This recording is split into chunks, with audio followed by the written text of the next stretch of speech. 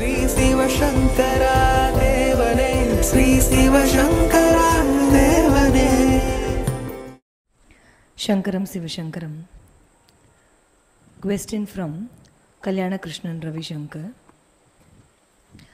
மனித உடலில் உள்ள 4 விதமான அக்னி வகைகள் ஜடராக்னி, சித்தாக்னி, தாத்மியாக்னி மற்றும் அக்னி. இவை உடல் முழுவதும் பரவி இருக்கும் நெருப்பு. ஒரு மனித உடலில் உள்ள அக்னி தத்துவத்தை பற்றி விளக்கவும். All the elements were so mixed up in him, when he walks, nature will itself rise up and say, here goes a man. Shakespeare dialogue. அதனால் நம்ம உடம்புல வெறும் ஒன் எலிமெண்ட் இல்லை, we have 5 elements. அதான் ஆல் த எலிமெண்ட்ஸ் அப்படிங்கிறது. இப்போ ஆகாசம்ன்றது ஒரு element, அதுக்கடுத்து காற்று, அதுக்கடுத்து வர்றபோது நீர், நெருப்பு, மண். நம்ம உடம்புங்கிறது மண்ணில் செஞ்ச பொம்மை, எலும்பு இதெல்லாம் மண்ணில் செஞ்சது. உடம்புல இந்த இடத்துல நெருப்பு இருக்குது, அதனால தான் நீங்கள் எவ்வளோ சாப்பிட்றீங்களோ அது ஹீட் சம்மந்தப்பட்டது, அதனால் கேலரிஸ் அப்படிங்கிறாங்க.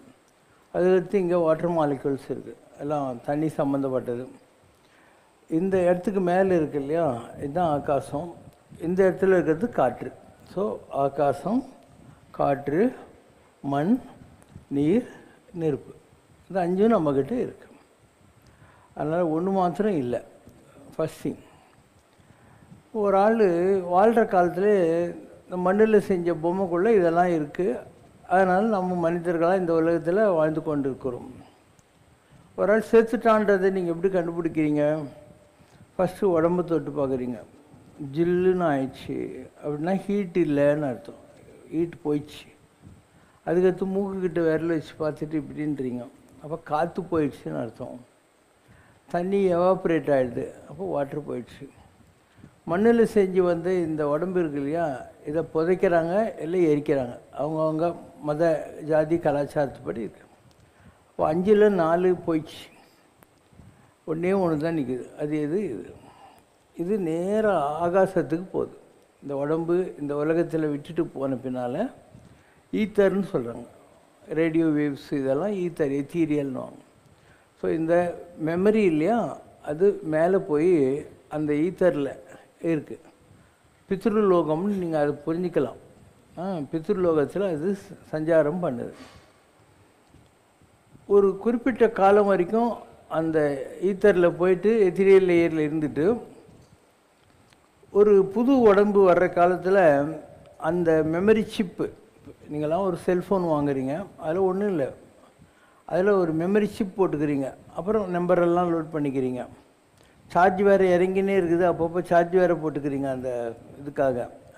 அந்த மாதிரி அந்த மெமரி சிப் மேலே போனது திருப்பியும் வருது, பூமிக்கு வருது. புதுசாக ஒரு உடம்பு இந்த உலகத்தில் பிறக்க போகுது இல்லையா, அதுக்குள்ளே அந்த மெமரி சிப் வந்து ஒட்டிக்குது. அதனால் யார் இறந்தாங்களோ அவர் கிடையாது திரும்பி வர்றது, அவர் போயிட்டார். அதனால தான் நம்ம இலக்கியங்களில் வரும், அவர் போய் இவராய். அவர் போயிட்டார், இப்போ வந்துக்கிறது வேற ஆள் தான், அவர் போய் இவராய். அதுக்கப்புறம் இவர் மாத்திரம் இங்கே கூட்டம் அடிச்சுன்னு உட்காந்துருக்க முடியும், இவரும் போவார், போய் இன்னொரு ஆள் வரும், இவ்வாறதாய். இப்படி ஒவ்வொன்றும். அதனால் ஒரு ஆழ்வார் என்ன சொல்கிறாரு, நான் எத்தனை பிரிவு எடுத்தணும், எத்தனை தாய்மார்கள்கிட்ட பால் குடிச்சணும், எல்லாம் சேர்த்து வச்சுருந்தாக்கா 7 சமுத்திரம் ரொம்பிடும் போலகுதே அப்படின்றார். அவ்வளோ பிறவி இருக்குது. அருணகிரி பெருமான் சொல்கிறார், 7 கடல் கோடி மணலிலும் கோடி பிறவி பிறவிங்கிறார். 7 கடல் இருக்கிற மணலை விட அதிகமாக இருக்கு. திருவாசகம் என்ன சொல்லுது, செல்லா நின்ற இத்தாவர சங்கமத்து எல்லா பிறப்பும் எடுத்து எடுத்து நான் இழைத்தேன். ஏதோ ஒரு பிறவியில் கடவுளுடைய அனுகிரகம் கிடைக்குது. இன்று உன் திருவடிகள் கண்டு இன்புற்றேன். அப்போ தான் இந்த உடம்பு அந்த ஆத்மாவாகவே கடவுளோடு மெர்ஜ் ஆகுது. ஆத்மாவாக கடவுளோடு மெர்ஜ் ஆகிறது வைபவம் இருக்கு இல்லையா, அதுதான் லிபரேஷன். அதுக்கு பேர் தான் மோட்சம் என்று சொல்லக்கூடியது. அந்த மோட்சம் எடுத்த உடனே வராது. எல்லா முறை என்னை மறந்த நலம் அப்படிங்கிற மாதிரி தாட்லெஸ் மைண்ட் வரணும், எந்த எண்ணங்களும் இல்லாத ஒரு பிளாங்க் மைண்ட் வரணும். உன் சிப்பில் இருந்த எல்லா நம்பரையும் நீ தூக்கி போட்டுருன்னு வச்சுக்கோ, யார் நம்பரும் வேணாம் போயா, சும்மா சும்மா பயம் ஃபோன் அடிக்குதுன்னு சொல்லி, அப்போ உன்னை எதுவுமே டிஸ்டர்ப் பண்ணாது. அந்த மாதிரி சொல்லில் விளங்கா நிர்வாணம்ங்கிறாங்க. நிர்வாணம்னா என்ன? ஏ நேக்கட் தாட்லெஸ் மைண்ட், சொல்லில் விளங்கா நிர்வாணம். அதை வடமொழியில் வாச்சா மகோச்சரம் என்று சொல்கிறார்கள். இப்போ எந்த தாட்டும் இல்லாத ஒரு நிலை வந்ததுன்னா அதுதான் லிபரேஷன். உனக்கு எந்த தாட்டுமே இருக்காது, பிளாங்க் ஆகிடும் மைண்ட். நீ ஒரு சினிமா தியேட்டருக்கு போகிற, அங்கே எனக்கு இது ஒன்றும் இல்லை, ஒரு வெள்ளை ஸ்க்ரீன் தாங்குது. ப்ரொஜெக்டர் ஆன் பண்ண உடனே அதில் விதவிதமாக காட்சி வருது. வீடு தீப்பத்தி எரியுது, காதல் காட்சி நடக்குது, யாரோ அழுகுறாங்க, என்னவோ நடக்குது. எல்லாமே அந்த ஸ்க்ரீனில் ப்ரொஜெக்டர் பண்ணுறது. அந்த மாதிரி உன் மனசு தான் ப்ரொஜெக்டர், நீ வெள்ளை ஸ்க்ரீன். இந்த மனசு ப்ரொஜெக்ட் பண்ணினே இருக்குது. சில நேரம் சோகம், சில நேரம் வீரம், சில நேரம் காதல், சில நேரம் வெற்றி, சில நேரம் தோல்வி. இந்த மாதிரி இந்த மனசை அடக்கணும். அதனால் சித்தியெல்லாம் பெற்றாலும் சினமடக்க கற்றாலும் மனமடக்க கல்லார்க்கு வாயேன் பராபரமே தாய்மானவர். மனசு அடக்கணும். மனசு அடக்கிறது ஈஸியா? மனதுக்கண் மாசுகிலனாதல் அனைத்தரன் ஆகல நீரவிர. மனசில் எந்த ஒரு கலங்கமும் கல்விஷமும் நெகட்டிவ் தாட்டாக இல்லாமல் இருக்கிறது இல்லையா, அது எல்லா தர்மங்களை விட பெருசு. அப்போ சித்தியெல்லாம் பெற்றாலும் சிரமடக்க கற்றாலும் மனமடக்க கல்லாருக்கு வாயேன் பராபரமே. மனசு அடக்க முடியலன்னா நீ அக்கல்ட்டு போவார், தண்ணி மேலே நடக்கலாம், நெருப்பு மேலே நடக்கலாம், என்ன வேணால் பண்ணிக்கலாம். ஆனால் மனசு அடக்க முடியறது அவ்வளோ ஈஸி கிடையாது. அதனால் ஆனானப்பட்ட ஆதிசங்கரர் போன்ற மகான்களை சொல்கிறாங்க, சிவபெருமானே நீ பிச்சாடன ரூபத்தில் பிச்சை பாத்திரத்தை எடுத்துன்னு பிச்சை எடுக்கிறதுக்கு போகிற கோமணங்கட்டின்னு, யார் உன்னை மதித்து பிச்சை போட போகிறாங்க? நான் ஒரு ஃபஸ்ட் கிளாஸ் குரங்கு வச்சுருக்கேன், அதை உன் கையில் கொடுத்துட்றேன். அது ஆடாத ஆட்டமெல்லாம் ஆடும், பாடாத பாட்டெல்லாம் பாடும். அந்த குரங்கை நீ பிடிச்சின்னு போனேன்னா அது ஆடுற ஆட்டத்தை பார்த்துட்டு எல்லோரும் பிச்சை பாத்திரத்தில் நிறைய போடுவாங்க அப்படிங்கிறது. என்ன ஏன் குரங்கு அப்படின்னா அவர் சொல்கிறாரு, மனஸ்கபிம், மனது என்று சொல்லக்கூடிய குரங்கு, அது எந்த பேச்சையும் கேட்க மாட்டேனது அப்படிங்கிற வார்த்தையை சொல்கிறாரு. ஆனால் இந்த உலகத்தில் ரெண்டு இது, ஒன்று நம்முடைய மனசு, இன்னொன்று நம்முடைய அறிவு. ஒரு வண்டிக்குதுன்னா ரெண்டு மாடு பூட்டி இருந்தாக்கா ஒன்று மனசு ஒன்று. இந்த ரெண்டையும் யார் இணைச்சி கொண்டு போனோம்னா வண்டி சூப்பராக போகும். இல்லைன்னா மனசு ஒரு பக்கம் இழுக்குது, இது ஒரு பக்கம் இது கோணமணியாக தான் போகும் வண்டி. அதனால் மனசு புத்தி இந்த ரெண்டையும் இது பண்ணும். இது ரெண்டுத்துக்கு என்ன வித்தியாசம்? மனசுங்கிறது எமோஷ்னல். இந்த உலகத்தில் இருக்கிற சுகம், சோகம், காதல், வீரம், இந்த மாதிரி உணர்ச்சிகளால் நிரப்பப்பட்டது தான் மனம் என்று சொல்லக்கூடியது. அறிவு இருக்கு இல்லையா, அது அற்றம் காக்கும் கருவி, செருவருக்கும் சென்றழிக்கலாகாது அரண். அது கைட் பண்ணிகிட்டே இருக்கும், இதை பண்ணாத, இதை பண்ணு, இங்கே நெருப்பு இருக்குது தொட்டா சுடும், இங்கே தண்ணிக்குது முழுகிடுவேன், இந்த மாதிரி கைட் பண்ணிக்கினே இருக்கும். அதனால் அறிவு என்பது நம்மளை கைட் பண்ணுற விஷயம். எதிரதாக கொள்வார்க்கு இல்லை. யார் அறிவை வைத்துக்கொண்டு ஒரு சுச்சுவேஷன் எப்படி ஹேண்டில் பண்ணோன்னு முதலே பிளான் பண்ணிடுறானோ அதிர வருவதான் நோய். அவனை பாதிக்கிற விஷயம்னு உலகத்தில் ஒன்றுமே இல்லை. அப்போ மனம் என்பது எமோஷ்னல். பிரெயின்ன்றது என்ன? ரேஷ்னல். ரேஷ்னல் என்னென்னா எப்பொருள் எத்தன்மை தாயினும் அப்பொருள் மெய்ப்பொருள் காண்பது அறிவு. எது நல்லது எது கெட்டதுன்னு கற்றுக் கொடுக்குற விஷயம். எப்பொருள் யார் யார் வாய் கேட்பினும் அப்பொருள் மெய்ப்பொருள் காண்பது அறிவு. யார் சொல்கிறாங்கன்னு பார்க்கக்கூடாது, அவங்க என்ன சொல்கிறாங்கன்னு பார்க்கணும். விவேகானந்தர் இருந்தார், அவர் பெங்காலி, அதனால் பீடா போடுவார், வெத்தலை பீடா. ராமகிருஷ்ணருக்கு போய் கம்ப்ளைண்ட் பண்ணுறாங்க, என்னங்க உங்கள் சீசன் சாமியார்ன்றீங்க, அவன் பீடா போட்டுன்னு சுற்றினுக்கிறான்னு. இப்போ ராமகிருஷ்ணர் சொன்னாராம், அவன் வாய்க்குள்ளே என்ன போகுது நீ ஏன் பார்க்குறப்பா, அவன் வாயிலிருந்து என்ன வருதுன்னு பாருனார். அவன் சொல்கிற தத்துவங்களை பாரு, அவன் சொல்கிற விஷயங்களை கேளு. அதை விட்டு அவன் பீடா சாப்பிட்டா என்ன, புண்ணாக்கு சாப்பிட்டா உனக்கு என்ன, அதுலேயே உன் டைமில் ஆராய்ச்சியில் வேஸ்ட் பண்ணிகிட்டு இருக்கேன். அதனால் நம்ம எல்லார்கிட்டையுமே அறிவும் இருக்குது, மனசும் இருக்குது. மனசு உன்னை குழப்பிக்கிட்டே இருக்கும், அறிவு உன்னை கைட் பண்ணிக்கிட்டே இருக்கும். இது ரெண்டுத்துக்கும் உள்ள வித்தியாசம் இதுதான். யாருடைய மனசு ஸ்ட்ராங்காக இருக்கோ அவங்க என்ன பண்ணுறாங்க, டெம்டேஷனில் மாட்டிக்கிறாங்க. ஏன்னா மனசு தான் ஆசைப்படுற விஷயம். மனசு ரொம்ப வேலை செய்யுதுன்னா அவங்க ஆசைப்பட்டுனே இருப்பாங்க, அதனால் அவங்க வம்பில் மாட்டிக்கிறாங்க. யாருடைய அறிவு ஸ்ட்ராங் ஆகுதோ அது வந்து மிரட்டினே இருக்கும். மனுஷன் இப்படி பண்ணாத அப்படி பண்ணாத அப்படின்னு சொல்லி மிரட்டிக்கினே இருக்கும். ஆனால் நீ எதை ஸ்ட்ராங் பண்ணுறன்றது முக்கியம். எப்படி ஸ்ட்ராங் பண்ணுறது அறிவை அப்படின்னா, நிறைய தியானம் பண்ணுறது, நிறைய படிக்கிறது, எது நல்லது எது கெட்டதுன்னு தெரிஞ்சுக்கிறது. ஒரு அன்னப்பட்சி இருக்குது, அதுக்கு பாலையும் தண்ணியும் கலந்து வச்சா வெறும் பாலை எடுத்துன்னு தண்ணி விட்டுரும். நீங்கள் திருப்பதிக்கு போனீங்கன்னா திருப்பதி கோயிலுக்கு பேக் சைடில் பாபநாசம் போகிறீங்க இல்லையா, அங்கே அப்சர்வேட்டரி எல்லாங்குது. அந்த இடத்துல ஒரு வெள்ளை பாம்பு வரும். அது வந்து பாலை மாத்திரம் குடிச்சிடும், தண்ணியை விட்டுட்டு போயிடும். அன்னப்பட்சி இல்லையா, அது பாலை மாத்திரம் எடுத்துக்கும். கல்வி கரையில் கற்பவர் நாள் சில மெல்ல நினைக்கின் பிணிபல தெல்லிதின் ஆராய்ந்து அமைவுடைய கற்பவே பாலுன் குறுகின் தெரிந்துன்னு. நிறைய விஷயம் உலகத்தில் தெரிஞ்சிக்க வேண்டியது. ஆனால் நம்ம ஆயுசு ரொம்ப கம்மி. ஆனால் இருக்கிற கொஞ்ச நாளில் எதெல்லாம் யூஸ் ஆகுமோ அதை கற்றுக்கினு, யூஸ் இல்லாததெல்லாம் ஒதுக்கினே வா. எப்படி பாவா இதை பண்ணுறதுன்றியா, அன்னப்பட்சியை பாரு. ராமகிருஷ்ணா மிஷனில் என்ன சிம்பல்? அன்னப்பட்சி தான். அதனால் நல்லது எடுத்துக்கோ, தேவையில்லாத விஷயத்தெல்லாம் குப்பைன்னு சொல்லி விட்டுக்கிட்டே போகும். அப்படி தான் நம்ம பெரியவங்க கற்றுக் கொடுத்துருக்காங்க. அதனால் நீ விரும்பினாலையும் விரும்பலைனாலையும் நீ ஒரு ஃபிசிக்கல் சப்ஸ்டன்ஸாக இருக்கிற வரைக்கும் உங்கள்கிட்ட மனசும் இருக்கும், அறிவும் இருக்கும். நீ உன்னுடைய தியானத்தினாலேயும் வழிபாடுகள்னாலேயும் நல்ல விஷயங்களை படிக்கிறதுனாலையும் அனுபவத்தினாலேயும் உன் அறிவை ஸ்ட்ராங் பண்ணிக்கினே வரணும். அப்போ மனசு அதை அடக்கும். நீ அறிவை கவனிக்காத விட்டுட்டேன்னா மனசு தான் உன்னை ரூல் பண்ணும். அப்போ எல்லா ஆசையிலையும் போய் மாட்டிக்குவேன், தேவையில்லாத விஷயத்துலலாம் போய் மாட்டிக்குவேன். மனசுக்கு இல்லையா, ஆசைப்பட்டுருக்கோம், கண்டதை சாப்பிட்ணுன்னு ஆசைப்படுவோம், கண்ட பழக்கத்துலலாம் போய் மாட்டிக்குவோம். தண்ணி அடிக்கிறது, தம் அடிக்கிறது, செக்ஸ், இது மாதிரி எவ்வளோ விஷயங்களுக்கு இந்த உலகத்தில் டெம்ப் பண்ணுறது, அதிலெல்லாம் போய் மாட்டிக்கும் மனசு. அறிவு இருந்தால் அது சொல்லும், வேணாடா உனக்கு கேன்சர் வந்துடும், உனக்கு டிபி வந்துடும், உனக்கு ஏதாவது வியாதி வந்துடும், இந்த மாதிரி சொல்லிக்கினே இருக்கும். இதை பண்ணாத பண்ணாத பண்ணாதுன்னு சொல்லிகிட்டே இருக்கும். அதனால் இந்த ரெண்டையும் பேலன்ஸ் பண்ணுற வித்தை இல்லையா, அதுதான் வாழ்க்கை. மனசும் தேவைப்படும். உருகும் செயல் தந்து உணர்வு என்று அருள்வாய். அருணகிரிநாதர் கடவுள் இருக்காரு, அவரை நீ உணர்ந்து கொள்வதற்கும் அனுபவிப்பதற்கும் இந்த உணர்வுகள் தேவைப்படும். கடவுளை பார்த்தா ரோமும் சிலிர்ப்ப கரமலர் மொட்டித்து அரகராவென்று அரற்றி ஊற்றிடும் கண்ணீர் அதனால் வம்பின் உலகியலீர் மரணமில்லா பெருவாழ்வில் வாழ்ந்திடலாம் காண்டீர். இதெல்லாம் எதில் வருது? மனசு சம்மந்தப்பட்டு. கடவுளை பார்த்தோன்னே முருகா முருகா முருகான்னு சொல்லி மூணுலாம் நிற்க கண்ணில் தாரையாக தண்ணி வந்துக்கிட்டு அழுதாலும் உடனே பெறலாமே. அதனால் இந்த உருகும் செயல் இல்லையா, அது எமோஷன் சம்மந்தப்பட்டது.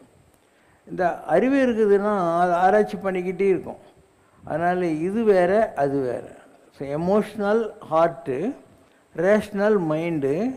ஒரு வண்டியில் 2 மாடு மாதிரி, இந்த ரெண்டையும் யார் பேலன்ஸ் பண்ணி போகிறானோ அவன் வண்டி சூப்பராக போயின்னே இருக்கும். இந்த வாழ்க்கை என்ற பாதையில் போயிட்டே இருக்கும். வேறு ஒன்றும் இருக்கலாம், ப்ராக்டிஸ் தான், வேறு ஒன்றும். அதாவது ரெண்டுமே நம்மக்கிட்ட இருந்தே தீரும். நீ அது எதையும் தூக்கி போட்டுற முடியாது. அப்போ அது ரெண்டையும் பேலன்ஸ் பண்ணுற வித்தையை கற்றுக்கணும்.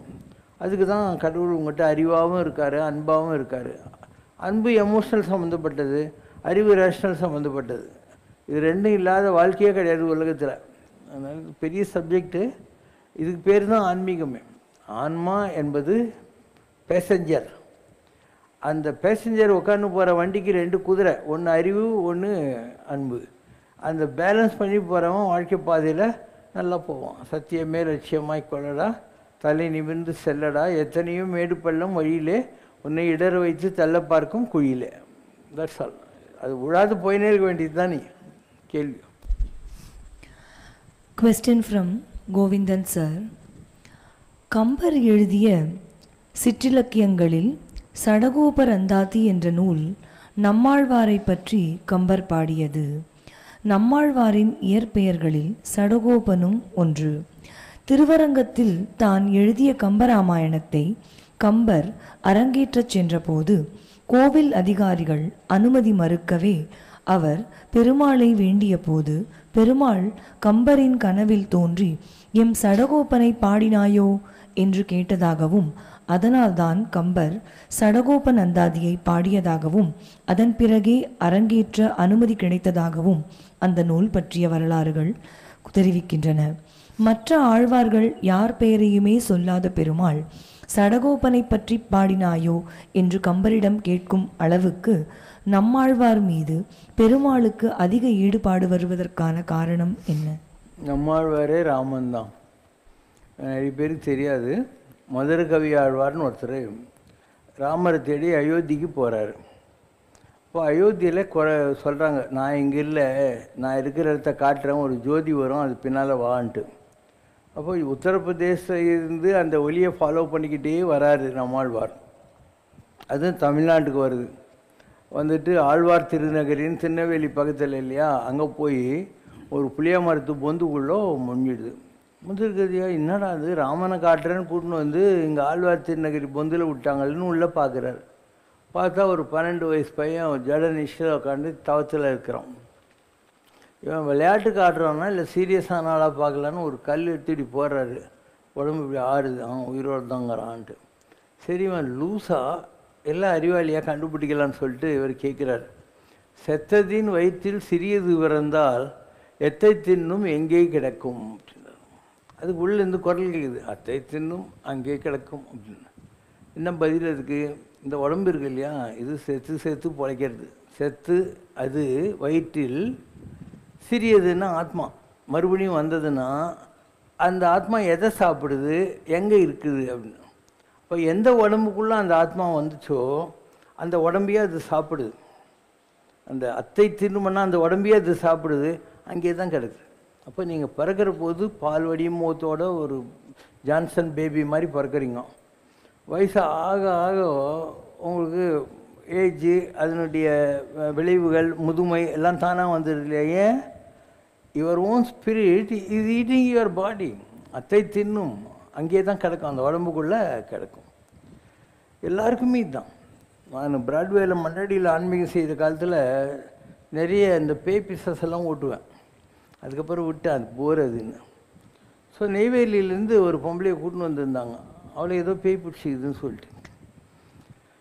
அப்போது நான் அந்த பொம்பளையை கேட்குறேன், எதுக்கு, இதனால் பாவம் தான் உனக்கு வரும், விட்டுருன்ற.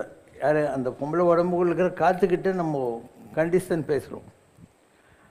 அது சொல்லுது, ஆமாம் இந்த உடம்பு உதவாது, இனிமேல் எது நல்லா அதை யூஸ் பண்ணிவிட்டு உள்ளகிற காசு வருது, இந்த உடம்பு இனிமேல் உதவாது, நான் போயிடுறேன் அப்படின்னுச்சு. அதுக்கப்புறம் எங்கே போகிறேன் அப்படின்னு, சிதம்பரத்துக்கு அனுப்புறியா அப்படின்னு. இந்த காற்றுங்களுக்கெல்லாம் கூட தெரியும் எந்த இடத்துக்கு போகணும் உருப்படுறதுக்குன்ட்டு. சிதம்பரத்துக்கு அனுப்புறியா அப்படின்ச்சு. சரி அனுப்புகிறேன் அப்படின்னுச்சு. அதுக்கப்புறம் கொஞ்ச நேரம் கழிச்சு திருப்பி வந்து உட்காந்துச்சு. என்னென்ன அந்த எல்லை காளி உள்ளே விட மாட்டேன்றான், நீ தான் கவர்னர் ஆச்சே, ஒரு உத்தரவு போடு, என்னை விட்டுருவான் அப்படின்றான். அப்போ ஒவ்வொரு ஊருக்கும் எல்லையில் தெய்வங்க இருக்குது. இந்த மாரியான காற்று கருப்பெல்லாம் அந்த ஊருக்குள்ளே போகாது இருக்கிறதுக்கு அதுங்கெல்லாம் ரூல்ஸ் வச்சுக்குதுங்க. அதனால் எல்லா காலையும் உள்ளே விட மாட்டேன்றா, நீ கவர்னர் உத்தரவு போட்டுன்னு அவன் போகிறேன்றா. அப்போ நம்ம சொல்லணும், சரி போகிறேன்றா அப்படின்னு சொல்லு. அப்போ அவள் சொல்கிறா, எனக்கு இந்த மாதிரி யாருன்னா கிடைப்பானா, அதாவது பஜனை பூஜை எல்லாம் பண்ணி உருப்படுற ஒரு உடம்பு வேணும், அப்போ தானே இவ்வளோ பேக்கப் பண்ண முடியும். அதனால் இந்த மாதிரி ஒருத்தன் கிடைப்பானா அப்படின்னு. சரி போ அப்படின்னு. அப்போ அந்த மாதிரி எங்கேயோ போய் சிதம்பரத்தில் யாரோ ஒரு பாகவதர் அவர் உடம்பு, ஆனால் அதுக்கு உருப்பண்ணுன்ற எண்ணம் வந்துச்சு. அதனால் அந்த ஆள் பூஜை கஜை பண்ணுற போது கோயில் குளம்லாம் சுற்றின்னுட்டு உட்காந்துக்கிட்டு இருக்கோம். இந்த மாதிரி இந்த ஸ்பிரிட்ஸ் இருக்குது இல்லையா, அதுக்கு இந்த மாதிரிலாம் எண்ணங்கள் உண்டு. இதுக்கு நீ மனுஷ உடம்பில் இருந்தபோது உனக்கு நல்ல குணம் கெட்ட குணம் அறிவு இல்லாத தன்மைலாம் இருந்திருக்கு இல்லையா, அது நீ காத்தா மாறினா கூட உங்கள்கிட்ட இருக்கும். அதுக்கு ஏற்ற மாதிரி தான் அது உருப்படுறது, இல்லை உருப்படாமல் போகிறது. இது மாதிரி நிறைய விஷயங்கள் ஆன்மீகத்தில் இருக்குது. அதனால் நீங்கள் இந்த காரியம்லாம் எதுக்கு பண்ணுறீங்க, அங்கே இறந்து போனவங்களுக்கு அது இந்த மாதிரி அலைஞ்சின்னு இருக்கக்கூடாது உலகத்தில்ன்றதுக்காக நீங்கள் ஒரு கல் வச்சு அந்த கல்லுக்குள்ளே அந்த ஆத்மாவை இறக்கி கொடிமரம் மாதிரி ஒரு குச்சி நட்டு மந்திரங்கள்லாம் சொல்லி அதுக்கு படையல் கிடையெல்லாம் அதுக்கு என்ன பிடிக்குமோ அதெல்லாம் பண்ணி போட்டு நீ போ அப்படின்னு சொல்லி மந்திரங்கள் இருக்குது. அதை பேக்கப் பண்ணுறதுக்கு மேலே அனுப்புறதுக்கு, எப்படி ஒரு ராக்கெட்டில் அனுப்பணுன்னா லான்ச்சர் வேணும் இல்லையா, அந்த மாதிரி அந்த ஸ்பிரிட்டை மேலே அனுப்புறீங்க. அது ஒன்றும் வைகுண்டத்துக்கெல்லாம் போயிடாது, பித்ருலோகத்துக்கு போகும். எத்தீரியல் வேர்ல்டுன்னு சொல்கிறாங்க இல்லையா, அங்கே தான் போகும். ஆனால் எவ்வளோ பேர் இந்த உலகத்தில் தேவசம் காரியம் எல்லாம் பண்ணுறாங்க அவங்க பெரியவங்களுக்கு இல்லையா. அதுவும் இப்போ ரொம்ப காஸ்ட்லி ஆயிடுச்சு. ஆயிரங்களே 1,00,000 ரூபாயெல்லாம் கேட்குறானுங்க. அது போக அந்த தானம் இந்த தானம் இது வேறு கேட்டு ரோதனை கொடுக்குறானுங்க. அதனால் நிறைய பேர் அவங்களே பாவம் கஷ்டத்தில் இருக்கிறாங்க. 1,00,000 ரூபா செலவு பண்ணி என்னத்தை பண்ணிட முடியும் இவங்களால். அதனால் நிறைய பேர் பண்ணுறதில்ல, அதெல்லாம் அலைஞ்சின்னு இருக்கும். அது பேக்கப் பண்ணுற வரைக்கும் அந்த காற்று எல்லாம் அலைஞ்சிக்கின்னு தான் இருக்கும். அதனால் கோடிசாமி மாதிரி மகான்கள் என்ன பண்ணுவாங்கன்னா, ஏன்னா உலகம் சந்தோஷமாக இருக்கணும்னா அதுங்களும் சந்தோஷமாக இருக்கணும். ஒரு இந்த இடம் காமாகுதுன்னா நீங்கள் எல்லாம் சைலண்ட்டாக உட்காந்துக்கிறீங்க. இங்கேயே யாரோ காய்ச்சி மூச்சின்னு பேசின்னு உட்காந்துருந்தா என்னாலையும் பேச முடியாது, உனக்கும் இதை கேட்கறதுக்கு முடியாது. அந்த மாதிரி இந்த உலகம் சந்தோஷம் ஆகணும்னா எல்லா ஆத்மாக்களையும் ஒழுங்கு பண்ண வேண்டியிருக்கும். அதனால் அவர் அமாவாசைக்கு என்ன பண்ணுவார், இந்த மாதிரி அலைஞ்சின்னு இருக்கிறது, அவங்க பேர குழந்தைங்க யாரோ பொண்ணுங்களோ பசங்களோ இந்த காரியம் தேவசம்லாம் பண்ணாதவங்களுக்கு எல்லாம் அவர் 108 இலை போடுவார். 108 இலையிலையும் சாப்பாடு போடுவார். அப்போ அவர் ப்ரே பண்ண உடனே அந்த 108 இலையிலையும் காக்காங்க வந்து வரிசையாக உட்காந்து சாப்பிடும். நானே பார்த்துக்கிறேன். அவர் புறையபாளையத்தில் இருந்தபோது மாடி மேலே அந்த மாதிரி பண்ணுவார், நான் பார்த்துருக்குறேன். அதுக்கு முன்னே அவர் பாடகச்சேரி சாமிகள்ன்ற உடம்புல இருந்தார். அப்போ அவர் இந்த மாதிரி இலை போட்டார்னா நாய்ங்க வந்து ஒரு இலைக்கு முன்னாலே உட்காந்து சாப்பிட்ருக்கோம். ஏதோ ஒரு ஆத்மாவை அவர் தனக்குன்னு கண்ட்ரோல் பண்ணி வச்சுருக்காரு. ஸோ இதெல்லாம் அவங்க செய்கிறது. அதே மாதிரி மகோதய புண்ணிய காலம்னு ஒன்று இருக்குது. 12 வருஷத்துக்கு ஒருக்கா வரும். அப்போ எல்லா சிவாலயத்தில் இருக்கிற கோயிலும் திறந்து வைப்பாங்க. அது எதுக்காக, இந்த மாதிரி அலைஞ்சின்னு இருக்கிற காற்று கருப்பு எல்லாமே அன்றைக்கி போய் சிவ தரிசனம் பண்ணி நாம் போகிற வழிக்கு புண்ணியம் தேடிக்கிறதுக்காக அதுங்களுக்கு ஒரு சான்ஸ் கொடுக்குறாங்க. 12 வருஷத்துக்கு ஒருக்கா கொடுக்குறாங்க. மாமாங்கம்மா பண்ணுவாங்க. அந்த மாதிரி திருவண்ணாமலையில் ஒரு தடவை சுந்தரம்னு ஒரு அசிஸ்டன்ட் கமிஷனர் இருந்தார். நீங்கள் பண்ணுங்கள் இது என்னார். பணம் கட்டினாக்கா அவங்க பண்ணுவாங்க. அன்றைக்கி நைட்டு பூரா கோயில் திறந்துருக்கும். அதனால் அவ்வளோ ஆத்மாக்களும் நல்லது வாழ்த்தும் நம்மளை. அதுங்களுக்கு நாம் ஹெல்ப் பண்ணுறோம் இல்லையா போகிறதுக்காக. அந்த மாதிரி ஸோ இந்த பித்ருக்கள், பித்ருலோகம், அமைதி இல்லாத ஆத்மாக்கள் இதெல்லாம் உண்மைதான். அதனால் ஏதோ ஒரு வகையில் உங்களால் தேவசம்லாம் பண்ண முடியலன்னா கூட அவங்களுக்கு என்ன பிடிக்குமோ அந்த சாப்பாடை ஒரு இலையில் உங்கள் வீட்டு செவத்து மேலே வச்சுருங்க. காக்கா அவங்கள நினச்சிக்கோங்க, காக்கா வந்து சாப்பிட்டு போடும். அது போகிறோம். வசதி இல்லாத வேறு என்ன பண்ணுவோம். கொஞ்சம் வசதி இருந்துச்சுனாக்கா இங்கே மத்திய கைலாசம் ஒரு இடங்குது அடியார்கிட்ட. அங்கே பிள்ளையாரே தேவசம் பண்ணுறாதா ஒரு ஐகம். ஒரு 400 ரூபா கட்டினேன்னா அந்த கோயில்லையே பிள்ளையார்கிட்ட வச்சு அவரையே கர்த்தாவை வச்சு தேவசம் பண்ணிவிடுவாங்க. இல்லைன்னா இங்கே செங்கல்பட்டுக்கிட்ட ஒரு கோயில் இருக்குது, என்ன நாராயணன் கோயில், சாத்த நாராயணன் கோயில் இருக்குது செங்கல்பட்டு கிட்ட. அங்கே வந்து ஒரு அமௌண்ட் கட்டினாக்க 700 ரூபான்னு நினைக்கிறேன். அவங்களே தேவசம் பண்ணி பெருமாளே பண்ணுற மாதிரி ஐதீகம். அப்போ 11 பேருக்கு கோயிலே சமைச்சு தேவச சாப்பாடெல்லாம் போட்டுருவாங்க. இப்படியெல்லாம் இருக்குது. ஒரு காலத்தில் தேவசத்துக்கு அவ்வளோ முக்கியத்துவம் இருந்தது. ஆனானப்பட்ட திருவள்ளுவர் சொல்கிறாரு, தென்புலத்தார் தெய்வம் விருந்து ஒக்கல் தான் என்றாங்கு 5புலத்தாறு ஒம்பல் தலை. உனக்கு வர்ற வருமானத்தை 5ஆக பிரிக்கணுமா. அதில் முதல் பங்கு யாருக்கு, தெற்கு திசையில் இருக்கிற உங்கள் இறந்து போன தாத்தா கொழு தாத்தா அப்பா அம்மா யாரோ உங்கள் குடும்பங்களில் யார் இறந்து போனாங்களோ அவங்களுக்கு. தென் புலத்தார் தெற்கு திக்கில் இருக்கக்கூடிய மூதாதையர்கள் பித்ருக்கள் அப்படின்னு அர்த்தம். அதுக்கப்புறம் தான் கடவுள் தெய்வம். அதுக்கப்புறம் நம்ம சொந்தக்காரங்க இல்லை வறுமையாக இருக்கிறவங்க. அதுக்கப்புறம் எந்த சொந்தமும் இல்லாத ஏழைங்க. அதுக்கப்புறம் தான். இப்படி ஒவ்வொருத்தரும் அவங்க வருமானத்தில் 5ல் 1 பங்கு பண்ணணும்னு எழுதி வச்சுக்குது. இதெல்லாம் நடக்கிற வேலையா? இன்றைக்கி உள்ள விலைவாசியில், இன்றைக்கி உள்ள கண்டிஷனில் 5ல் 1 பங்கு தான் உனக்கு, மீதி 4 பங்கு இவங்களுக்குனாக்கா யாராவது கேட்பாங்களா? அதனால் ஒரு அதமபட்ச பரிகாரமாக இதெல்லாம் பாசிபிள். சரத்தநாராயணன் கோயிலுக்கு போ, மத்திய கைலாஷ் போ, இல்லை உங்கள் வீட்லேயே செய். அது கூட எனக்கு வசதி இல்லை அப்படின்னா பேசாமல் ஒரு ஹோட்டலில் போய் உன் வசதிக்கு ஏற்ற மாதிரி 3 பொட்டலம் 7 பொட்டலம் 11 பொட்டலம் ஏதோ 2 இட்லி ஒரு வடை வாங்கி இந்த கோயில் வாசலில் ரொம்ப காஞ்சி போய் உட்காந்துருப்பான் இல்லையா, அது மாதிரி ஆளுக்கிட்ட கொடுத்துட்டு உன் மனசுக்குள்ளே உங்கள் பெரியவங்கள நினச்சிக்கோ. எது வேணுன்னா நீ செய்யலாம், எதுவுமே தப்பில்லை. எண்ணம் தான் முக்கியம். ஏன்னா அவங்க உட்காந்து ஒன்று சாப்பிட்றதில்ல, நீ உன்னுடைய எண்ணம் அவங்களுக்கு போய் சேருது. யாரோ கேட்டாங்க காஞ்சி பெரியவர்கிட்ட, அது எப்படிங்க பித்ருலோகத்துக்கு போனவங்களுக்கு இங்கே வச்ச தேவசம்லாம் எப்படி போகும் அப்படின்னாங்க.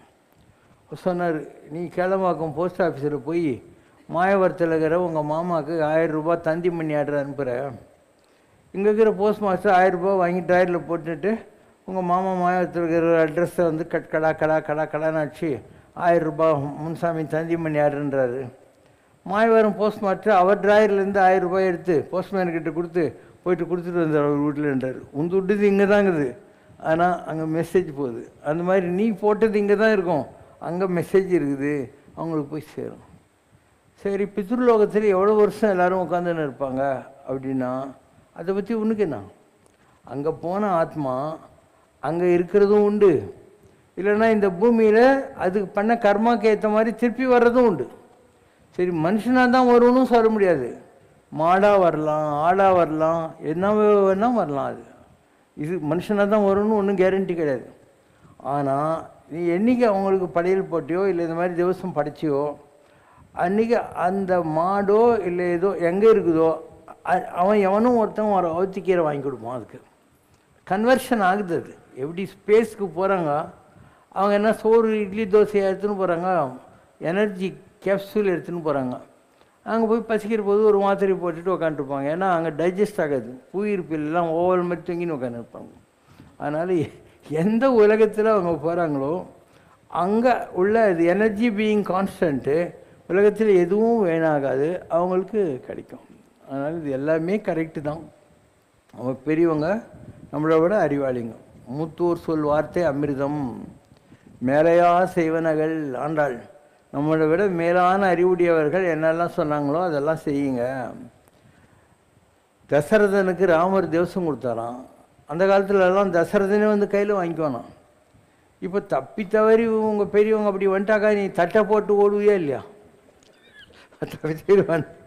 இறந்து போனவங்க நம்ம வீட்டில் இருக்கிற வரைக்கும் நம்ம ராமசாமி நாயக்கர் முன்சாமி ரெட்டியாருன்றோம், அவ்வளோதானே. ஒரு 2 நாள் ஆயிடுச்சுன்னா என்ன, இன்னும் யாரும் வரலையா, வர வேண்டியவங்கெல்லாம் சொல்லி அனுப்பிச்சிடுவாங்க அப்படின்வாங்க. அதுக்கப்புறம் என்ன பண்ணுவாங்க, ராமசாமி நாயக்கர் முன்சாமி ரெட்டியார் சொல்லணும், பாடி எப்போ எடுக்க போகிறீங்க அப்படின்னு. மூச்சுக்குள்ளே காற்று போகிற வரைக்கும் தான் நீ முன்சாமி, காற்று வெளியே போயிடுச்சுன்னா நீ பாடி தான் இல்லையா? உலகத்தில் ஒன்று தெரிஞ்ச பாஷை தானே நான் பேசினுக்கிறேன், அதுக்கப்புறம் அது வெறும் பாடி. ஸோ மூச்சில் காற்று போயிருக்கிற வரைக்கும் நீ யார்? சிவம், ஈஸ்வர சர்வபூதானாம். காற்று வெளியே போயிடுச்சுன்னா நீ யார்? சவம். அது சிவம் காற்று இருந்தா, இல்லைன்னா சவம். அதனால் இந்த உலகம் நிஜம்தான், இதில் நம்மலாம் பிறந்தது நிஜம்தான், ஆத்மா நிஜம், பித்ருலோகம் நிஜம், எல்லாமே கரெக்டு தான். ஆனால் கலிகாலம் வந்ததுலேருந்து இதெல்லாம் குறைஞ்சி போச்சு. அதுக்கு பல காரணங்கள். ஒன்று, பாப்புலேஷன் ஜாஸ்தி ஆயிடுச்சு, நீங்களும் ஆஃபீஸுக்கெல்லாம் வேலைக்கு போகிறீங்க வர்றீங்க, அதனால் இந்த அவங்க வந்து காலங்காத்தால் யாகம் இதெல்லாம் பூஜை பண்ணி உனக்கு திவசம்லாம் பண்ணி முடிச்சு நீ ஆஃபீஸுக்கு போகிறதுன்றது லேட் ஆகிடுதுன்னு உனக்கு ஒரு காரணம் இருக்குது. இப்படி ஒரு ஸ்ரத்தைன்னு சொல்கிறாங்க இல்லையா, அது குறைஞ்சி போச்சு. பழைய காலத்தில் இருந்த மாதிரி இல்லை. அந்த காலத்தில் ரொம்ப முக்கியம் இந்த பிதர்களுக்கு திவசம் கொடுக்கறதுன்றது. அது ஒரு சடங்கு. பிராமணர்களை கூப்பிட்டு இல்லை யாரையோ கூப்பிட்டு அவங்களுக்கு வயிற்றில் ஒரு தர்ப புல்லை கட்டிடுவாங்க. கட்டிட்டு அவங்களுக்கு உங்கள் பெரியவங்களுக்கு என்னெல்லாம் சாப்பாடு பிடிக்குமோ எல்லாத்தையும் பரிமாறிட்டு அங்கே வந்து வாழை இலைகளை முன்னால் கோலம் போட்டு அவங்களுக்கு ஊதுவத்தி கற்பூரம் காட்டு அவங்கள விழுந்து கும்பிட்டுட்டு சாப்பிடுங்கன்னு சொல்லணும். சாப்பிட்டு முடிச்ச உடனே அவங்களுக்கு தேங்காய் பழம் தட்சிணை எல்லாம் வச்சு கொடுத்து கையெடுத்து கும்பிட்டு திருப்தியான்னு கேட்கணும். அவங்க திருப்தின்னு சொன்னால் தான் உங்கள் பெரியவங்களுக்கு திருப்தியாச்சுன்னு அர்த்தம். அவங்க வயிற்றில் கட்டிக்கிற தர்பை வந்து புட்டுக்குன்னு அறுக்கிற அளவுக்கு சோறு பண்ணணும் அவங்களுக்கு. இதெல்லாம் ஒரு காலத்தில் இருந்துச்சு. ஆனானப்பட்ட ராமானுஜர் ஸ்ரீபெரும்புதூரில் காஞ்சிபுரத்துலேருந்து நேராக இதுக்கு போகிறார், ஸ்ரீரங்கம். ஏன்னா அங்கே இருந்து ஆள வந்தார் சுவாமிகள்னு பெரிய ஜியர் இவரை மடாதிபதியாக வச்சுறார். கோயில் சாவி கொடுக்க மாட்டேன்றாங்க இவர்கிட்ட. இவர் என்னடா தர்மசங்கரம், அதுக்கும் போய் அடித்தா கேட்க முடியும் என்கிட்ட சாவி கொடுறான்னு சொல்லிட்டு.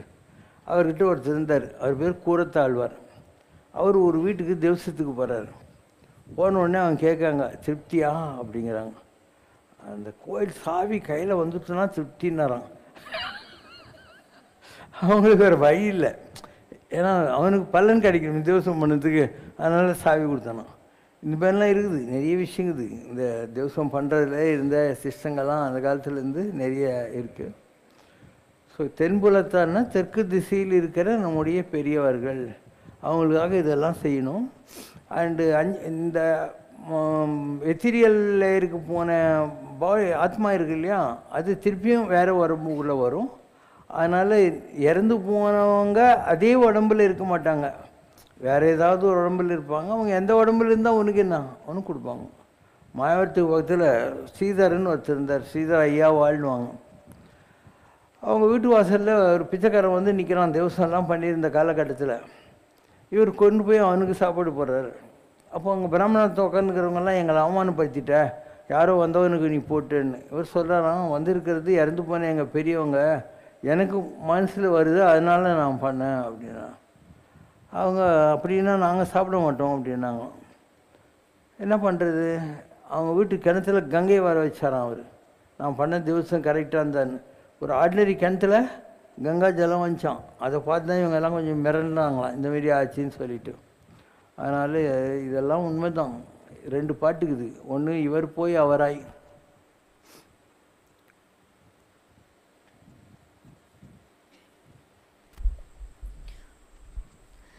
இருவாய் கருவாய் தனிலே உருவாய் இதுவே பயிராய் விளைவாகி இவர் போய் அவராய் அவர் போய் இவராய் இதுவே தொடர்பாய் விரி போல ஒரு தாய் இரு தாய் பல கோடியதாய் உடனே அவமாய் அழியாதே ஒரு கால் முருகா பரமா குமரா உயிர்காயனதோதருள் தாரா. இதெல்லாம் இருக்குது நம்மக்கிட்ட, ஏற்கனவே இருக்கிற விஷயங்கள் தான், எதுவும் புதுசு கிடையாது. அண்டு எங்கே யூஸ் பண்ணுறாங்க இல்லையா அந்த பழைய காலத்து வாசனைகள். நமக்கு முன்னால் இருந்தவங்க யார், ஆண்டோர்கள் சான்றோர்கள், அவங்க நமக்கு எல்லாத்தையும் கற்றுக் கொடுத்துட்டு போனாங்க. இது கலியுகம், அதனால் யாரும் ஃபாலோ பண்ணுறதில்ல. ஆனால் எல்லாம் உண்மை தான். இப்போ நாங்கள்னா எங்கள் அப்பா அம்மா யாரும் உயிரோடு இல்லை, ஆனால் நான் திவசம் பண்ணுறதில்ல. என்ன பாபா எங்களுக்கு சொல்லிட்டு நீ இப்படி கேட்ட. நான் கைலாசத்தில் இருக்கிற போது சிவனும் பார்வதியும் ஒரு ரிஷி பத்தினியாக பார்த்தேன். அவங்க சொன்னாங்க, உன் கர்மாலாம் முடிஞ்சு போச்சு, நீ உன் பெரியவங்களுக்கெல்லாம் திவசம்லாம் கூட கொடுக்க வேண்டியதில்லை. ஆனால் ஒரே ஒரு தடவை நேராக பத்ரிநாராயணன் கோயிலுக்கு போய் எள்ளு எண்ணெய் 2த்தையும் அந்த கோயிலில் கொடுத்துரு, அதுக்கப்புறம் நீ எக்ஸம்ஷன் திவசம் பண்ண வேணான்னாங்க. நான் சொன்னேன், நான் தான் உங்களை பார்த்துட்டேன், இன்னும் அங்கேயும் போகணும். இல்லை அதுதான் அக்கௌண்டன்ட் யதாஸ்தானம்னு, அதனால் அங்கே போகணும், அப்போ தான் அந்த அக்கௌண்ட்டு வந்து கணக்கில் எழுதுவாங்கன்னு. சரின்னு நான் பத்ரிகாசன் கோயிலுக்கு போய் எண்ணெய் எள்ளு வாங்கினேன். அங்கேருந்து அவர் ஓடி அந்த என் கையிலேருந்து பிடிங்கி போய் பத்ரிநாராயணன் அந்த இது இருக்கும்ல சேலை, அங்கே வச்சிட்டான். அதனால நான் பண்ணுறதில்லை. ஏன்னா எனக்கு எக்ஸம்ஷன் கொடுத்தாங்க. ஆனால் நானே சொல்கிறேன், நீ பண்ணும். ஏன்னா எக்ஸம்ஷன் வேறு, உனக்குள்ள டியூட்டிஸ் வேறு, நீ செஞ்சு தான் ஆகணும். Okay. Question from Vasanthi Govindan. ராமராஜ்யத்தில் பூரண பிரம்ம பெருமாளுக்கும் தங்களுக்கும் தினமும் மாலை வேளையில் ஆரத்தி காட்டப்படும் போது மணி அடிக்கப்படுகிறது. ஆனால் பல பெருமாள் கோவில்களில் ஆரத்தியின் போது மணி அடிக்கப்படுவதில்லையே, அதன் காரணம் என்ன? பெருமாள் கோவில்களுக்கு வரும் பக்தர்களுக்கு துளசி தீர்த்தம் வழங்கப்படும் போது பெருமாளின் சட்டாரியை தலையில் வைத்து ஆசீர்வாதம் செய்வதன் தாத்பரியம் என்ன? பெருமாளுடைய சடாரியை நீங்கள் பார்த்தீங்கன்னா அதில் 2 பாதம் இருக்கும். அதனால் சடாரிங்கிறது என்ன, பகவானுடைய 2 பாதங்கள் அர்த்தம். இப்போ ஆழ்வார் பாசுரம் என்ன, புகழகொன்றில்லா அடிக்கீழ் அமர்ந்து புகுந்தேனே, அவனுடைய மகிமைகளை விளக்க முடியாத அளவுக்கு உன்னுடைய பாதார விந்தங்கள், அதுக்கெல்லாம் நான் நுழைஞ்சி எந்திரிச்சிருக்கேன். இன்னொரு இடத்துல சரணமானால் தன்தால் அடைந்தார்க்கெல்லாம் மரணமானால் வைகுந்தம் அளிக்கும் பிரான். வாழ்கிற காலத்தில் யார் சரண்டர் பண்ணாங்களோ அவங்களுக்கெல்லாம் மரணம் ஆகிற போது வைகுந்தத்தில் பெருமாள் இடம் போட்டு வைப்பார் அப்படின்னு அர்த்தம். அதனால் அந்த சடாரின்றது என்னென்னா பகவானுடைய பாதங்கள். அதனால தான் 2 குட்டி பாதம் நீங்கள் பார்க்கலாம் நம்ம சடாரியில். எல்லா சடாரிலையும் அந்த மாதிரி இருக்கும். இன்னும் சில இடங்களில் 2 பாதங்கள் இல்லையா, அந்த குரு பாதுகா அப்படின்வாங்க. இந்த குரு யூஸ் பண்ண 2 செருப்புக்கள், அது வெளியிலையும் இருக்கலாம், இதில் வேணால் இருக்கலாம். ஒரு மடாதிபதி தன்னுடைய சிஷ்யர்களுக்கு ஆசீர்வாதம் பண்ணுற போது தன்னுடைய குருவுடைய 2 பாதுகளை எடுத்து இப்படி தலை மேலே வைப்பார், இவங்களையும் இப்படி கும்பிட்டுக்குவாங்க. இது அதே பద్ధதியில் தான் இதுவும் நடக்கிறது. அடுத்தது துளசி தீர்த்தம். இது எல்லாமே ஒரு காலத்தில் ஹெல்த் ஓரியன்டாக உண்டாக்கப்பட்டது. வில்வம் இருக்கு இல்லையா, சிவன் கோயிலில் ஏன் கொடுக்குறாங்க? வில்வம் ப்ளஸ் விபூதி கொடுக்குறாங்க. விபூதி என்ன? பசு சாணியில் பண்ண வரட்டி இல்லையா, அதை எரித்து அதில் செய்யப்படுகிற இதுதான் விபூதின்னு சொல்லக்கூடியது. அதுக்கப்புறம் இது இருக்கு இல்லையா, அந்த வில்வம், அது எதுக்காகனா வயிறு சம்மந்தப்பட்ட எந்த கோளாறு யாருக்கு இருந்தாலையும் அந்த வில்வத்தை சாப்பிட்டா நல்லாகும். விபூதி இருக்கு இல்லையா, அது பசு சாண வட்டில் செஞ்சது. அதுக்கு பேர் பஞ்சகவ்யம்னு வாங்க அந்த காலத்தில். அதாவது ஒரு புண்ணியவாஜனம் இல்லை ஒரு பூஜை வீட்டில் நடக்குதுன்னா அதில் பசுவோட பால் கொஞ்சம், தயிர் கொஞ்சம், கோமியம் கொஞ்சம், சாணி கொஞ்சம், இதெல்லாத்தையும் போட்டு தான் அதில் மாவையில் வச்சு வைப்பாங்க. பஞ்சகவ்யம்னு அர்த்தம். இன்னி கூட கேரளாவில் ஆயுர்வேதா ட்ரீட்மெண்ட்டில் இந்த பஞ்சகவ்யா ட்ரீட்மெண்ட்டும் ஒன்று இருக்குது. அது உங்கள்கிட்ட சொல்லிட்டாக்கா நீ வந்து பசுமாட்டு கோமியம்னு, அதுக்காக சொல்லாத கொடுக்குறாங்க, வேறு ஒன்றும் இல்லை. அதெல்லாம் உடம்புக்கு நல்லது. ஆயுர்வேதாவில், கேரளா ட்ரீட்மெண்ட்டில் எல்லாத்துலேயுமே அது இருக்கிற விஷயங்கள். அந்த காலத்தில் என்ன பண்ணாங்க, ஒரு வீட்டில் உங்களை மாதிரி அந்த காலத்தில் ஸ்பிரிட்டெல்லாம் அடிச்சுருந்தாங்களா? இல்லை. அவங்க அந்த கோமியம் இல்லையா, அதை வீடெல்லாம் வந்து தெளிப்பாங்க. அதாவது எந்த இன்ஃபெக்ஷனும் வராமல் இருக்கிறதுக்காக செய்கிறது. அந்த பசு சாணியை போட்டு வீட்டெல்லாம் முழுகுவாங்க. அதுக்கப்புறம் வீட்டு வாசலில் அரிசி மாவு இல்லை, அதில் கோலமெல்லாம் போடுவாங்க. எதுக்காக? ஈயரும்பு முதலாகிய எந்த ஜீவராசியும் பட்னியாக இருக்கக்கூடாது. அப்போ நீங்கள் வீட்டு வாசலில் இந்த அரிசி மாவில் இப்போல்லாம் சாக் பீஸில் போடுறாங்க, அது ஒன்றும் நல்லது இல்லை. மற்ற ஜீவராசிகள் மேலே எல்லா உயிரும் என்னுயிராயின அப்படின்னு வள்ளலார் சொன்ன மாதிரி அதுக்கும் சாப்பாடு நீ கொடுக்கணும். அதனால் அந்த மாக்கோலம் இது போடுறது, அதெல்லாம் சாப்பிடுவோம். அதுக்காக அதேமாரி சாப்பிட்ற போது இலையில் இருந்து கொஞ்சம் சாதம் எடுத்து இப்படி வெளியே வச்சுருவேன். மற்ற ஜீவராசிகளுக்கு இது நான் கொடுக்குறேன்ற மாதிரி. இலைக்குள்ளே அது வந்து நீ தெரியாமல் சாப்பிட்றக்கூடாது இல்லை. அதனால் என்ன பண்ணுவேன், இப்படி தண்ணி எடுத்து இலையை சுற்றி போட்டுருவேன். அப்போது அதை தாண்டி அந்த தண்ணி கட்டிக்கிற பாட்டில் சிவரு, அதை தாண்டி இலையில் வந்து தெரியாமல் நீ சாப்பிட மாட்டேன்றதுக்காக பண்ணுறது. இது ஒரு இந்த துளசி இருக்கு இல்லையா, அது ஹார்ட்டுக்கு ரொம்ப நல்லது. அதனால் எல்லா பெருமாள் கோயில்லையும் அந்த துளசியை கொடுக்கறதுக்கு காரணம் ஹார்ட்டு சம்மந்தப்பட்டது உனக்கு நல்லது. விபூதி எல்லாம் வச்சுக்கிறோம் இல்லையா, அது இந்த இடத்துல நமக்கு பிரெயின் நர்வ்ஸ் எல்லாம் ஓடுது. ஸோ அது எல்லாம் ஆக்டிவைஸ் பண்ணுது. இந்த இடத்துல நம்ம வச்சுக்கிற போது இல்லை நாமம் போட்டுக்கிற போது இந்த இடத்துல நமக்கு அந்த எலக்ட்ரோ மேக்னெட்டிக் எனர்ஜி அது மூலமாகலாம் நமக்கு கிடைக்கிது.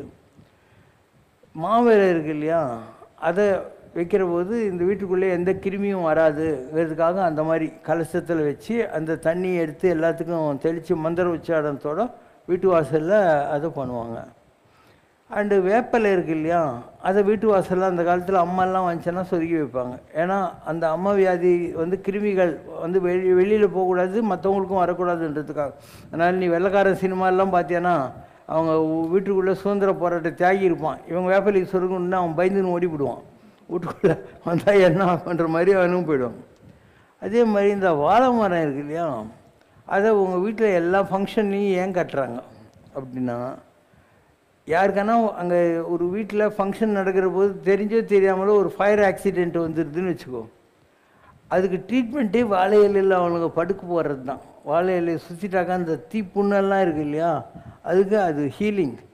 அதனால் வாழை அந்த நேரத்தில் போய் எங்கே வாழை மாலை தர்றது, அதனால் ரெடியாக கட்டிவிடுவாங்க ஃபங்க்ஷனில். யாருக்காவது ஃபயர் ஆச்சுனாக்கா இதில் சுற்றிடுன்ற மாரி.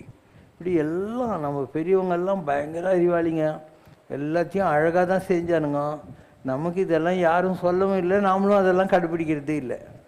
இது ஒரு பேசிக் திங். ஒரு நேரத்தில் அசுரர்கள்லாம் இருக்காங்க, அவங்கள எதிர்த்து சண்டை போடுறதுக்காக சிவபெருமான் போகிறாரு. போனால் அந்த சுக்கராச்சாரியருடைய மனைவி இருக்காங்களே, அந்த மாதிரி என்ன பண்ணுறா, சஞ்சீவினி மூலிகையை ஒரு குளத்தில் ரொப்பி யாரெல்லாம் இறந்து போகிறானோ இந்த சிவன் அடித்து அவங்களெல்லாம் கொண்டு போய் தண்ணியில் முக்கி எடுத்து கொண்டு வந்துடுறான். அவன் திருப்பியும் வீரவேல் வெற்றிவேல்னு சண்டைக்கு வந்துடுறான். என்ன பண்ணுறது, பெருமாள் பார்த்தாரு, இந்த சிவபெருமான் இப்படி மாட்டிக்கின்னு முழிக்கிறாருன்னு சொல்லி ஒரு எருது வடிவம் எடுத்துன்னு நேராக அந்த யுத்த காலத்துக்குள்ளே ஓடி வந்து அந்த இது இருக்கு இல்லையா, சஞ்சீவனி மூலிகை நேரம் குளம், அதில் இருக்கிற தண்ணியெல்லாம் குடிச்சிட்டு ஓடி போடுறாரு. அப்போது சிவன் சொல்கிறாரு, நீ எனக்கு தெக்க தருணத்தில் ஹெல்ப் பண்ண, அதனால் உலகமே அழிஞ்சு போனால் கூட நானும் நீ மாத்திரம் இருப்போம் அப்படின்னு. அவர் எருசா வந்ததுனால நீ கூட உலகம் அழியிற நாளில் அந்த 2 கொம்புக்கு நடுவில் சிவபெருமான் நின்றுட்டு ஊழி தாண்டவத்தில் எருது அதுக்கு கொம்புக்கு நடுவில் நின்று சிவபெருமான் வந்து மாசில் எம் இறை நல் வீணை வாசிக்குமே அப்படின்னோம். நல்ல வீணையை வாசிச்சுட்டு சிவபெருமான் இருக்கிறாரு. ஏன்னா எல்லா பிள்ளைங்களையும் என்கிட்ட வரப்போகுது, இவ்வளோ வருஷமாக நான் சான்ஸ் கொடுத்தோம், அவங்களால வர முடியல, இப்போ எல்லோரும் வரப்போகிறாங்க. பிரம்மனும் போய் கங்காளன் கலேபரமும் எம்மிறை நல்வீணை வாசிக்குமே தேவாரம் எல்லாம் அழிஞ்சு போயிடும், பிரம்மா கூட போடுவான். அப்போ சிவபெருமான் வீணை வாசின்னு உட்காந்துருப்பார் அப்படின்னு அர்த்தம். அதனால் நீங்கள் நம்முடைய புராண கதைகளை படிக்கிற போது சம்டைம்ஸ் நமக்கு புரியாது, ஏன் இந்த மாதிரி நடந்துச்சு அந்த மாதிரி நடந்துச்சுன்னு. இதெல்லாம் ஏதோ ஒரு உண்மை இல்லாத ஒரு கதை வந்துடாது இல்லையா, எல்லாத்துக்கு பின்னாலையும் ஏதோ ஒரு story, the story wants to teach you something. அந்த மாதிரி இப்போ கௌதம ரிஷி இருந்தார், அவருடைய மனைவி அகலிகை. அவள் வந்து ஒவ்வொரு நாளும் மண்ணில் குடம் பண்ணி அதில் தண்ணி கொண்டாந்து அவருடைய பூஜைக்கு வைப்பாள். ஒரு நாள் அவள் அந்த குடத்தை பண்ணின்னுக்கிற போது வானத்தில் இந்திரம் போகிறான் இல்லையா, அவனுடைய அழகில் கொஞ்சம் மயங்கிட்டான். அதனால் அவருடைய குடம் வரவே இல்லை, ஏன்னா அந்த எண்ணம் மாறிப்போச்சு. அதனால் அகலியே நீ கல்லா போடு அப்படின்ட்டார் சாமி. அப்புறம் ராமர் வர்றபோது அவர் கால்பட்டு கல்லாக இருந்த அகலிகை பெண்ணாக மாறினான்ட்டு ஒரு கதை இருக்குது இல்லையா உங்ககிட்ட, அந்த மாதிரி. ஸோ எல்லா புராணங்கள்லேயும் இந்த மாதிரியான பல விஷயங்கள் இருக்கும். அதெல்லாம் நமக்கு சில விஷயங்களை புரிய வைக்கிறதுக்காக வந்த விஷயங்கள். அதே மாதிரி தான் இந்த ஃபுட்டு, நம்ம செய்கிற சாஸ்திரங்கள், சம்பிரதாயங்கள் எல்லாத்துக்கு பின்னாலேயும் ஒரு சயின்ஸ் இருக்குது. அதை சயின்ஸுன்னு சொன்னாக்கா நம்ம ஆளுங்க நம்ப மாட்டாங்கன்றதுனால அதில் ஒரு ரிலீஜியஸ் ஃபெர்வர், ஒரு ஆன்மீகத்தை கொண்டாந்து பூத்திட்டாங்க. இப்படி பண்ணால் நல்லது, அப்படி பண்ணால் நல்லது அப்படின்னு ஒரு சிஸ்டம் கொண்டாந்து சேர்த்துட்டாங்க. எல்லாமே அந்த காலத்துலேருந்து இருக்கிறது தான், இப்போல்லாம் மாறிப்போச்சு. எல்லோரும் என்ன பண்ணுறாங்க, இந்த பசு சாணம் அதெல்லாம் யூஸ் பண்ணுறது இல்லை. இன்னும் சொல்லப்போனால் வீட்டை முழுகிற விஷயமே இப்போ இல்லை இல்லையா. வீட்டு யார் முழுகிறாங்க, சாணி போட்டு யாராவது முழுகிறாங்களா என்ன, அதெல்லாம் ஒன்றும் பண்ணுறதில்லை. இந்த கலசத்துலேருந்து கோமி எடுத்து யாராவது தெளிக்கிறாங்களா, அதெல்லாம் கூட யாரும் பண்ணுறதே கிடையாது. ஏதாவது ரொம்ப பாரம்பரியமாக யாராவது இருந்தாக்கா அவங்க அதை ஒரு சாங்கியத்துக்காக பண்ண உண்டு. ஏன்னா இந்த காலத்தில் எல்லோரும் எல்லாத்தையும் விட்டுட்டாங்க. எல்லாத்துலேயும் மீனிங் இருக்குது. அந்த காலத்தில் சாப்பிட்ட உடனே வெத்தலை போடுவாங்க, வெத்தலை இருக்குது இல்லையா, அது உடம்புக்கு நல்லது. இந்த காலத்தில் எல்லோரும் ஜெலுசில்லு டைஜின் எல்லாம் போட்டு நிறையிறாங்க ஜீரணம் ஆகலைன்னு சொல்லிவிட்டு. அந்த காலத்தில் அவங்க என்ன பண்ணுவாங்க, அந்த வெத்தலையை எடுத்து அந்த வெத்தலையினுடைய காம்பை எடுத்துகிட்டு அந்த இதெல்லாம் நரம்பு எடுத்துகிட்டு லேசாக கொஞ்சம் சுண்ணாம்பு தருவாங்க. அதுக்கப்புறம் கொஞ்சோண்டு பாக்கு வைப்பாங்க. ஸோ பின்னா என்ன, பீட்ரு லீஃப், ஏன்னா என்ன, அரிக்கானட், எல்லுன்னா லைமு, கொஞ்சோண்டு சுண்ணாம்பு, டீன்னா கொஞ்சோண்டு டொபாக்கோ. ஸோ இது வந்து பிஏஎல்டின்னு வணங்க. அது எதுக்கு, இந்த காலத்தில் இருக்கிற மாதிரி டைஜின்லாம் கிடையாது இல்லை அந்த காலத்தில். அதனால் இவனுக்கு என்ன பண்ணானுங்க, சாப்பிட்டுட்டு ஒரு தடவை தான் அதை போடணும். இவன் மாடு புல் தின்ற மாதிரி எப்போ பாரு போட்டு அதுக்கப்புறம் குச்சியை வச்சு இப்படிலாம் பண்ணி இருக்கிற பல்லும் போய் தெலுங்குன்னு சொல்லுவாங்க, அத்திவிஷ்டி அனாவிஷ்டின்னுவாங்க. எந்த ஒரு விஷயம் அளவுக்கு மீறினால் அமிர்தமும் விஷமாகும். அதனால் எப்பயும் ஒரு வேளை போடணும், அதான் மெடிக்கல். இன்றைக்கி அதெல்லாம் நடக்குதா, நடக்கிறது. பூரண பிரம்மமடி சிவசங்கர், பூரண பிரம்மமடி.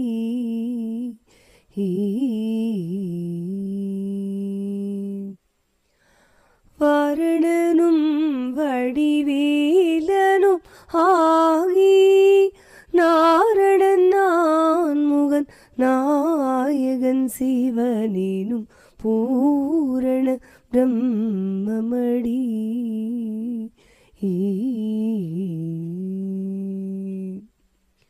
நீரும் நெருப்பும் நீநிலமும் இவன், நீலவானமும் நெளிகாற்றும் இவன், பாரு தோன்றிய பல்லுயிரும் இவன், படைத்த பின்னும் காக்க நீர் வந்தான் இவன் பூரண பிரம்மமடி.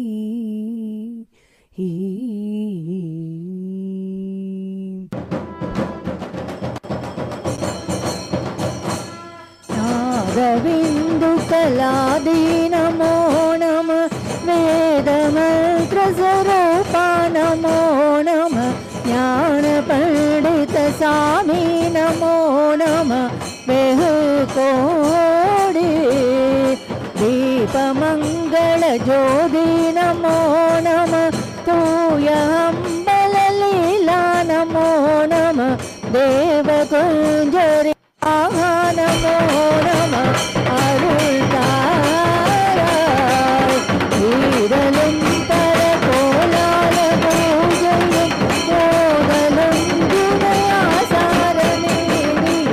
வீரமும் குரு ஸ்ரீபாத சேவையும் மறவாத வேதலம் புகழ் காவேரியாள் பிள்ளை சோழமண்டல மீதே மனோகர ராஜகம் வீர நாடாளும் நாயக வயலோ.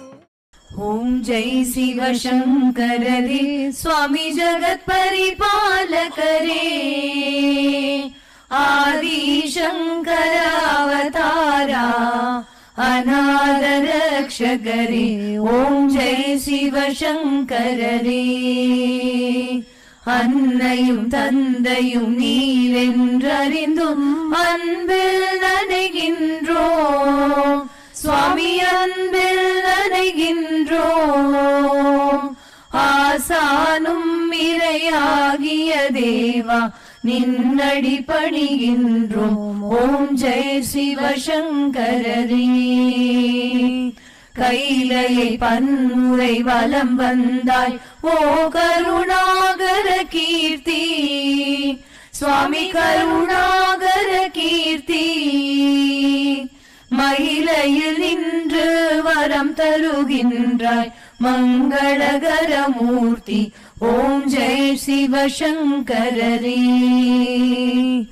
ஆனந்த சாகரம் தனிலம்மை ஆழ்த்தும் அற்புத அருள் ஜோதி சுவாமி அற்புத அருள் ஜோதி. ஆரத்தி செய்து பாடி மகிழ்ந்தோம் அருள்வாய் பரஞ்சோதி. ஓம் ஜெய் சிவசங்கரரே நாராயண நாராயண ஓம் சத்யநாராயண நாராயண நாராயண ஓம் நாராயண நாராயண ஓம் சத்யநாராயண நாராயண ஓம் சத்யநாராயண நாராயண ஓம். ஓம் ஜெய் சிவசங்கரரே. குறை ஒன்றுமில்லை மறைமூர்த்தி கண்ணா குறை ஒன்றும் இல்லை கண்ணா குறை ஒன்றுமில்லை கோவிந்தா.